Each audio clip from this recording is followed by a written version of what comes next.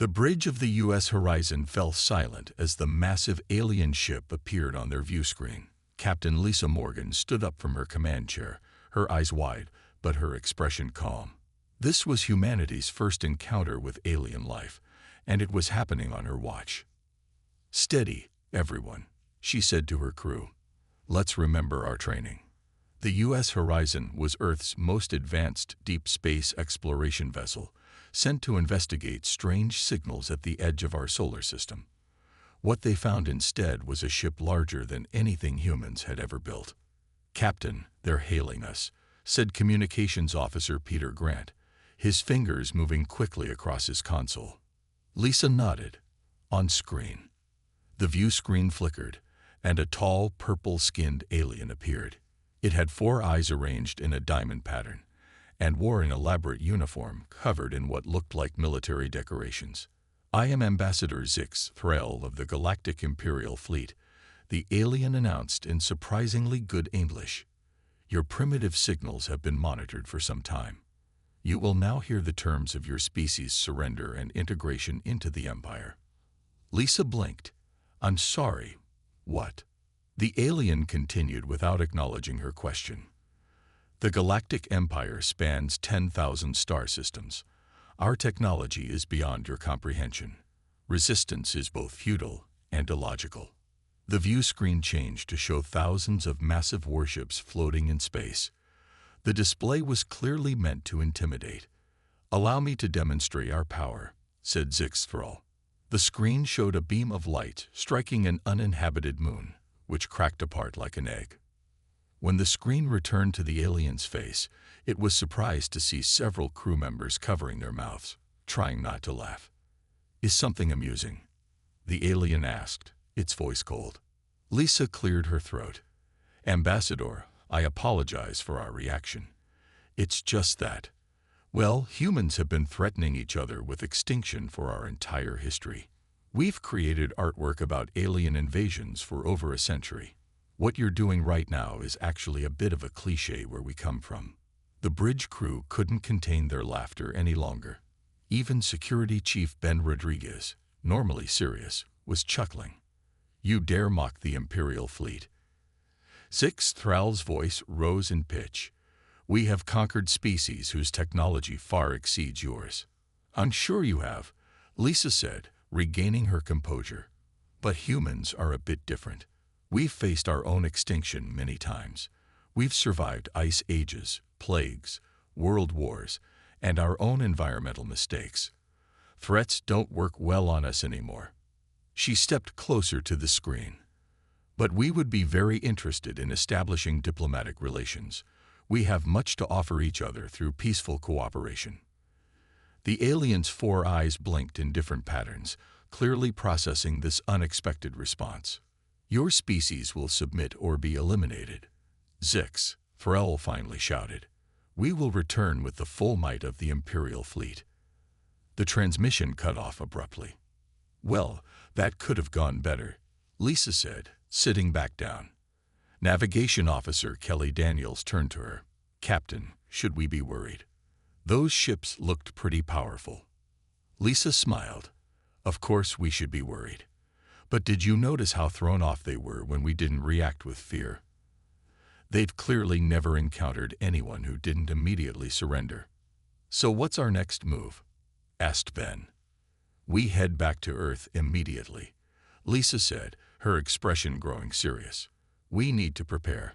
But I suspect the Empire is about to learn something important about humans." "What's that, Captain?" Kelly asked. Lisa's eyes sparkled with determination. "When backed into a corner, we don't cower. We get creative. And that might just be the one thing this galactic empire doesn't know how to handle." As the U.S. horizon turned back toward Earth, Lisa couldn't help but wonder what would happen when the Empire returned. One thing was certain: humanity's response would be anything but predictable. The news of the alien encounter spread quickly across Earth. 3 days after the U.S. horizon returned, the United Earth Defense Council gathered in their underground headquarters beneath Geneva. Military strategist Alan Hayes stood before a large screen showing images of the Imperial ship. His gray hair was messy, and dark circles under his eyes revealed he hadn't slept since receiving the data from the horizon. "Ladies and gentlemen, we have both bad news and good news," Alan said, tapping his tablet. "The bad news is obvious. The Galactic Empire has technology far beyond ours. Their weapons could destroy our cities in minutes." Admiral Samantha Wright, head of the council, leaned forward. "And the good news?" Alan smiled. Captain Morgan managed to collect some interesting data. He swiped his tablet, and new images appeared on the screen. "Look at this energy signature from their ship. It's incredibly powerful, but also very specific. They've optimized their technology for certain functions, but that makes it inflexible."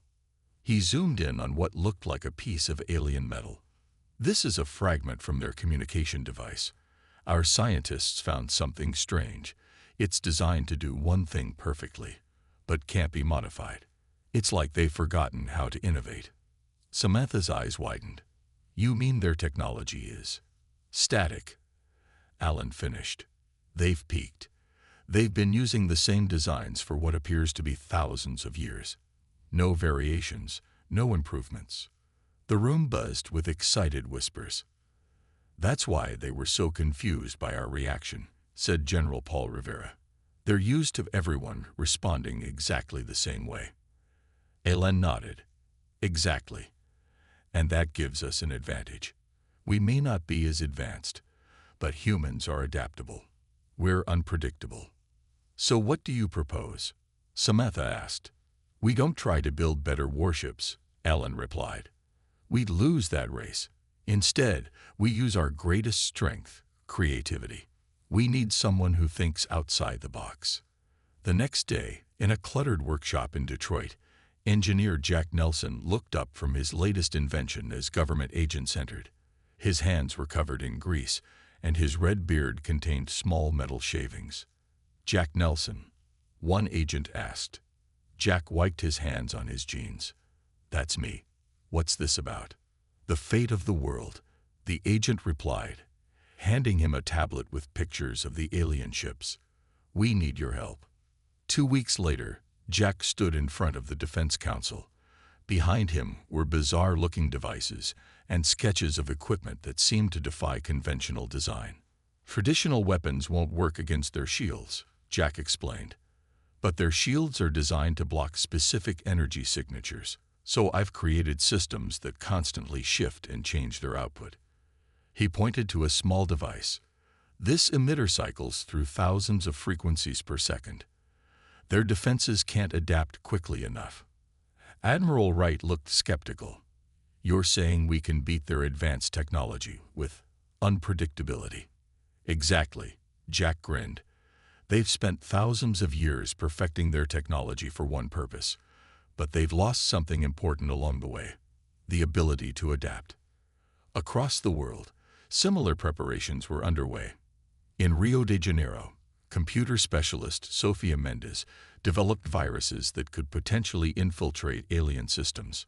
In Nairobi, physicist Kwame Osai worked on ways to disrupt imperial communications. On the outskirts of Chicago, ordinary citizens were training as guerrilla fighters, learning techniques from Earth's long history of asymmetric warfare. "We don't need to match their strength," Alan told the council during their final meeting. "We just need to be what they aren't expecting. If they've conquered thousands of worlds, they're used to enemies who fight the same way every time." Admiral Wright nodded slowly. "And when was the last time anyone could predict what humans would do?" As Earth prepared for the coming storm, satellites detected movement at the edge of the solar system. The Imperial fleet had arrived. Thousands of ships, just as Ambassador Zix Farrell had promised. The clock was ticking. Commander Dylan Pierce floated in the observation bubble of Orbital Defense Station Alpha, watching as the first Imperial ships became visible to the naked eye. Thousands of them dotted the blackness of space, their metallic hulls reflecting the distant sunlight. Each ship was at least 10 times larger than the biggest human vessel. "Commander, we're receiving a transmission from the lead ship," said technician Nia Collins, her voice tense. Dylan pushed himself away from the window and drifted to the command center. The station crew stood silent, faces pale with anticipation. "Put it on screen," Dylan ordered, straightening his uniform. The screen flickered to life, showing a large alien with 6 eyes and gray skin. Its uniform was covered in what looked like bones from different species. "I am General Krelvox of the Imperial Vanguard," the alien said, its voice deep and gravelly. "You have 48 hours to surrender your planet. Your species will be assigned appropriate duties within the Empire based on your limited capabilities." Dylan took a deep breath. His orders were clear. Keep the aliens talking. Buy time. "General Krelvox, I'm Commander Dylan Pierce. Would you like some coffee while we discuss this like adults?" The alien's eyes blinked in sequence. "Coffee? Discuss. There is nothing to discuss. You will submit or be destroyed." "Well, that's certainly an option," Dylan said casually. "But before we make any hasty decisions, perhaps you could tell us more about these duties you have in mind. Humans are very particular about job benefits and vacation time." The crew behind him struggled to maintain their composure. Mia had to cover her mouth to stop from laughing. "This is not a negotiation." Krelvox slammed a fist down. "Your primitive species has nothing to offer except obedience." Dylan shrugged. "We're just trying to understand our options. Also, I notice your ships have a very interesting design. Our engineers are quite curious about how those propulsion systems work." The alien's face showed confusion. This was clearly not following any script Krelvox was familiar with. "You should be begging for mercy, not asking questions about our technology," the general growled. "That does sound like the traditional approach," Dylan nodded. "But we thought we might try something different. Innovation is kind of our thing." As the strange conversation continued above, Earth was busy below. In a secret facility beneath Montana, scientist Olivia Martinez worked frantically on her adaptive defense system. Surrounded by humming machines and holographic displays, she made final adjustments to what looked like a small silver sphere. "How's it coming, Dr. Martinez?" asked Admiral Wright, entering the lab. Olivia didn't look up from her work. "Almost there. The system can now analyze any energy pattern and create a countermeasure within seconds. It learns from each attack." She finally raised her head, pushing her glasses back up her nose. "The Empire has been using the same weapons for centuries. They've never needed to change them, because no one ever survived long enough to adapt."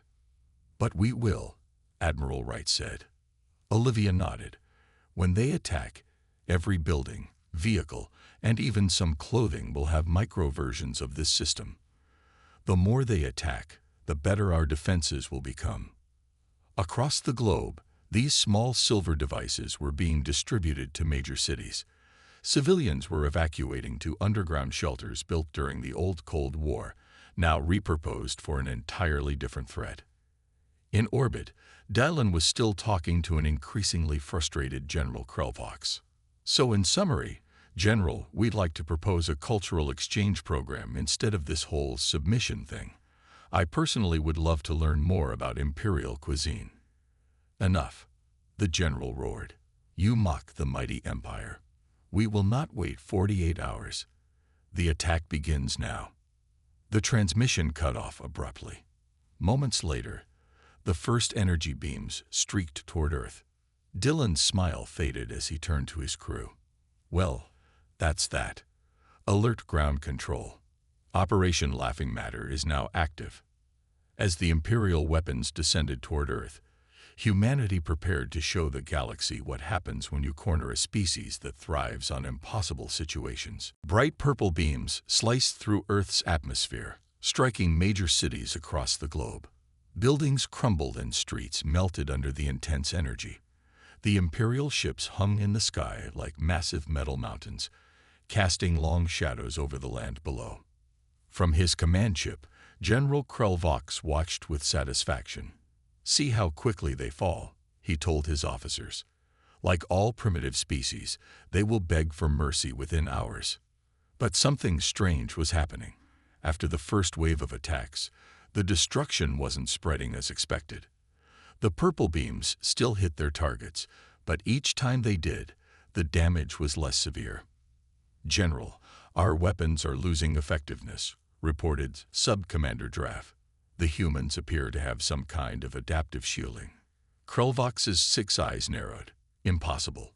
Their technology is far too primitive." Meanwhile, in what had once been a commercial shipping dock in San Francisco, Navy Commander Eric Sullivan was preparing Earth's counterattack. His fleet looked nothing like traditional warships. They were civilian vessels, fishing boats, cruise ships, even pleasure yachts, all fitted with Olivia's adaptive technology and makeshift weapons. "Remember, people, we're not trying to win by force," Eric told the civilian volunteers who would pilot the vessels. "We just need to create chaos in their formations. The Empire fights by the book, and we're about to rip that book apart." The fleet of mismatched ships launched from ports around the world, heading toward the Imperial vessels. From space, they looked tiny and harmless compared to the massive alien warships. Inside his command ship, Krulvox received the report with disbelief. "They're attacking us with pleasure craft. This is an insult." But as the small Earth vessels approached, they began moving in patterns the Imperial ships couldn't predict. When Imperial gunners fired, the human ships would absorb the first hit with their adaptive shields, which immediately adjusted to block that specific energy frequency. "General, they're learning from each attack," Sub-Commander Draft shouted. "And their movements don't match any known combat pattern." On his ship, the Lucky Catch, a converted fishing trawler, Eric Sullivan watched his radar as the human fleet weaved between the much larger Imperial ships. "Keep changing course randomly. Don't establish any pattern they can predict." The Imperial fleet's rigid formation began to fall into disarray as captains tried to target the nimble Earth vessels. Several Imperial ships accidentally fired upon each other as the human vessels darted between them. Back on Earth, teams of engineers analyzed every bit of data from the battle. In an underground lab, Jack Nelson worked with Olivia Martinez to study the Imperial weapons. "Look at this," Jack said, pointing to a screen showing the energy signature of an Imperial beam weapon. "It's perfect, too perfect. There's no variation at all." Olivia nodded. "They've optimized their weapons to the point where they can't adapt. Each ship carries exactly the same weapon firing at exactly the same frequency. They sent this information to the fleet, which adjusted their shields accordingly. With each passing hour, Imperial weapons became less effective while human defenses grew stronger." In his command ship, General Krulvox was facing something he had never experienced in 300 years of military service: uncertainty. "This isn't in the conquest protocol," he muttered, watching as another shot from his flagship passed harmlessly through an Earth vessel's shield.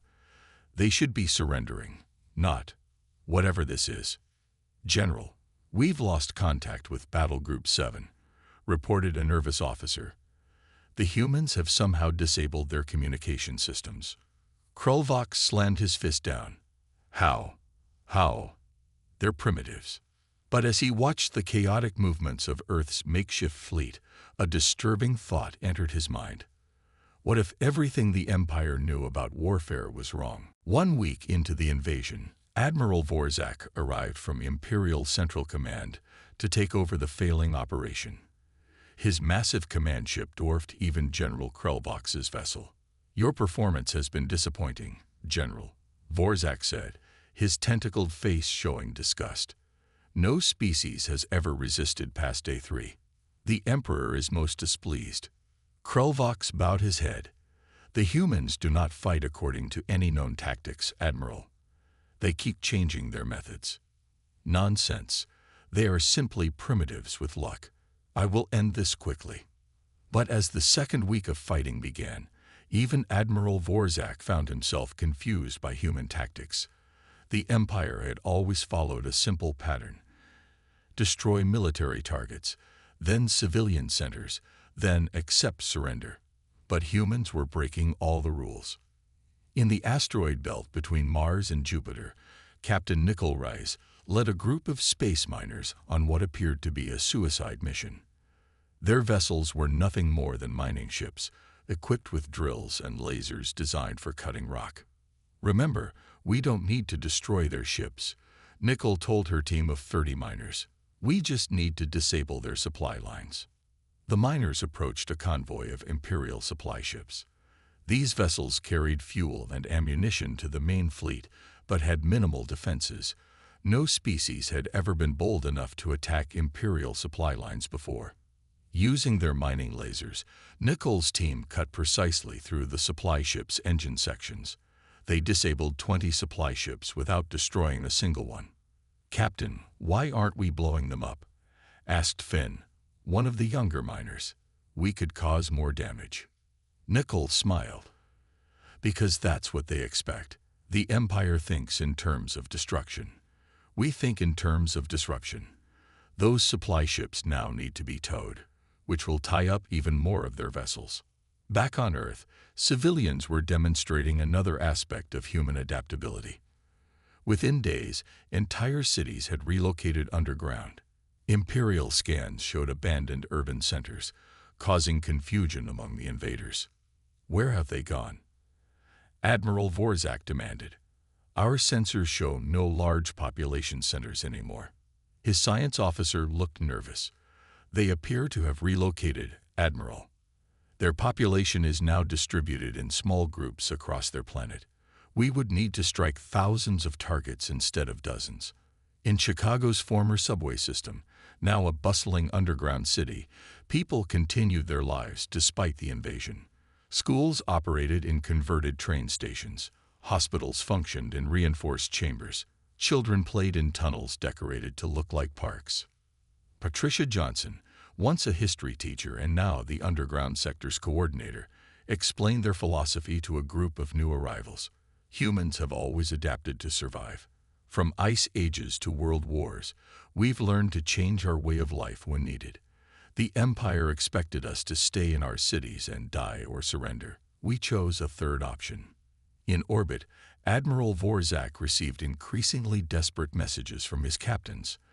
The human vessels continued their unpredictable attacks.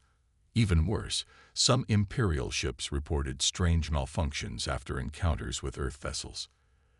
"They've somehow infected our systems with primitive but effective computer viruses," his technology officer reported. "Each virus is different, requiring a unique solution. This is unacceptable." Vorzak slammed all 4 of his tentacles against his command console. "How can primitives create new attack methods so quickly? The Empire has used the same battle algorithms for 10,000 years. Perhaps that is the problem." "Admiral," his second-in-command said quietly, "the humans are innovating faster than we can respond." As the battle entered its 3rd week, the mighty Imperial fleet found itself in an unprecedented situation. Despite their overwhelming firepower and numbers, they were losing ground to a species that simply refused to follow the rules of warfare. 1 month into the conflict, Admiral Vorzak stared at the holographic display showing the battle situation. Red dots representing disabled Imperial ships far outnumbered the losses on the human side. This was impossible. This was unthinkable. "Admiral, we have a situation," his security chief reported. "Junior Officer Trelmek has gone missing. His shuttle departed for Earth 12 hours ago." Vorzak's tentacles curled in anger. A defector. In the Imperial fleet, this has never happened before. But Trelmek had indeed defected. His shuttle landed in a designated safe zone in what was once Central Park in New York. Now it was a meeting ground where humans could safely communicate with aliens. Alan Hayes was waiting when the small alien emerged from his ship. Trelmek was smaller than other Imperial officers, with just 2 eyes and pale blue skin. "Welcome to Earth," Alan said. "May I ask why you've come?" Trelmek looked around nervously. "I've been studying humans since the conflict began." "You are fascinating. So different from anything in the Empire." "Different how?" Alan asked, leading the alien to a simple table with chairs. "You adapt. You change. You improve." Trelmek's voice was filled with wonder. "The Empire does not understand this concept. We are designed not to change. designed. Alan leaned forward. Trelmech nodded. This is the Empire's greatest secret. Most Imperial species have been genetically engineered over thousands of years. Each species has specific roles they cannot deviate from. I am from a scientific caste. We observe and record, but we are not allowed to create new ideas. Alan's eyes widened. You're saying the Empire modified its own people to be specialists? Yes. The Imperial leadership believes specialization is more efficient than adaptability. Warriors are bred to fight one way. Engineers are bred to build according to ancient plans. None of us can innovate. Trelmech looked down. Until I watched humans, I didn't know what I was missing. This information changed everything. Alan immediately brought Trelmech to a meeting with Earth's defense leaders. The alien provided access codes and critical information about Imperial systems. Meanwhile, in space, more cracks were appearing in the Imperial ranks. Several ships from species conquered long ago were beginning to question orders. The success of human resistance had sparked something dangerous in the Empire. Hope. Human diplomat Ryan Clark had been working secretly through channels established by Trelmech to contact other subjugated species. From his hidden office beneath the ruins of London, he spoke via encrypted channels to representatives from a dozen worlds. The Empire has controlled us through fear and specialized breeding programs, said Grell, a four-armed alien from a mining world. We never knew resistance was possible until we saw humans laughing at Imperial threats. Humans are not special because of our technology, Ryan explained. We're special because we never stop changing and learning. And we believe every species has that same potential, buried somewhere inside them. News of human resistance spread throughout the Imperial fleet. Ships crewed by long-conquered species began experiencing equipment failures at crucial moments. Some simply disappeared from formation, fleeing back to their homeworlds with news that the Empire was not invincible. In his command ship, Admiral Vorzak received the ultimate insult, a direct communication from Earth's leaders offering the Empire a chance to surrender. This is unprecedented, he roared. The Empire does not surrender. The Empire has conquered 10,000 worlds. But as reports came in of revolts beginning on dozens of Imperial worlds, Vorzak faced a terrible realization. The Empire had created the perfect system for controlling obedient subjects. It had no plan for handling creative resistance. Admiral, his communication officer said quietly, we've lost contact with the Imperial capital. It appears the Zentari have declared independence and blocked all official channels. For the first time in recorded Imperial history, an admiral of the fleet felt fear. The Empire was built on absolute certainty.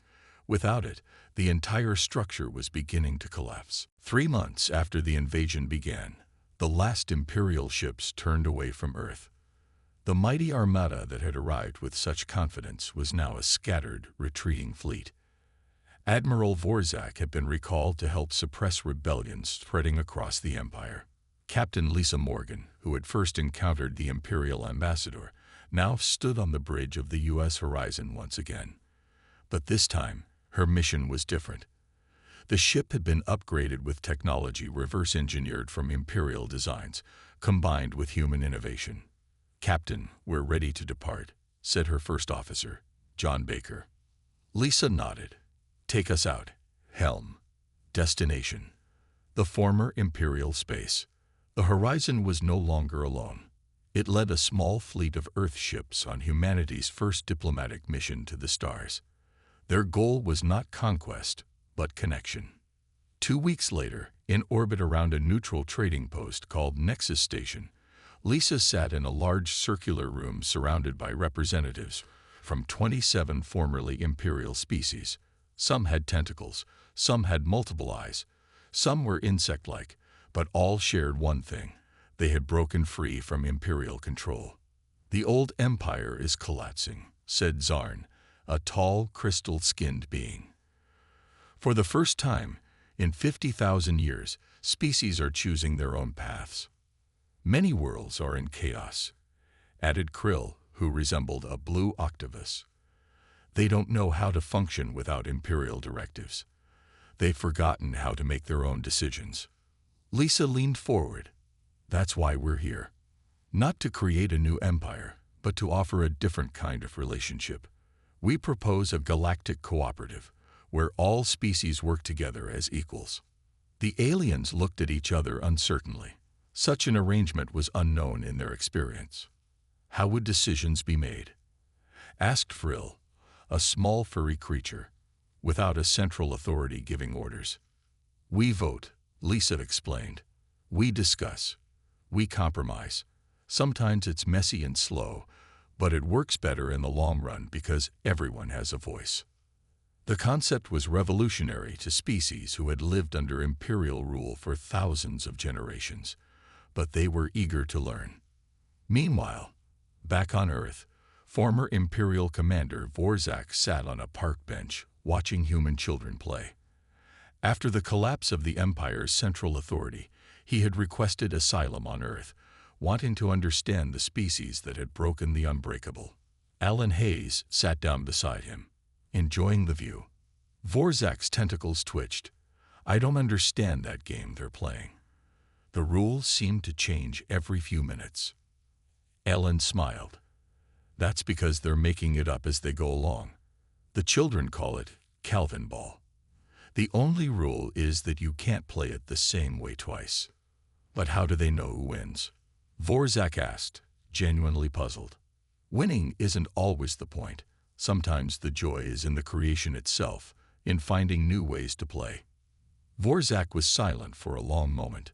The Empire spent 50,000 years perfecting its systems, believing that change meant weakness. We forgot how to play, how to imagine new possibilities. 6 months later, the first meeting of the Galactic Cooperative took place on neutral ground. Lisa Morgan watched with pride as representatives from 100 worlds signed the charter. Earth was not the leader, just one voice among many in this new alliance. What do you think, Captain? John Baker asked as they watched the historic event. Lisa smiled. I think that when the Empire threatened Earth, they expected fear. Instead, they got imagination. And that made all the difference. Across the galaxy, former imperial worlds were slowly rediscovering their capacity for innovation and creativity. With help from human teachers and their own newly unleashed potential, they were building something that had never existed before in the galaxy's long history. A future not determined by ancient plans, but created fresh each day by the choices of free peoples.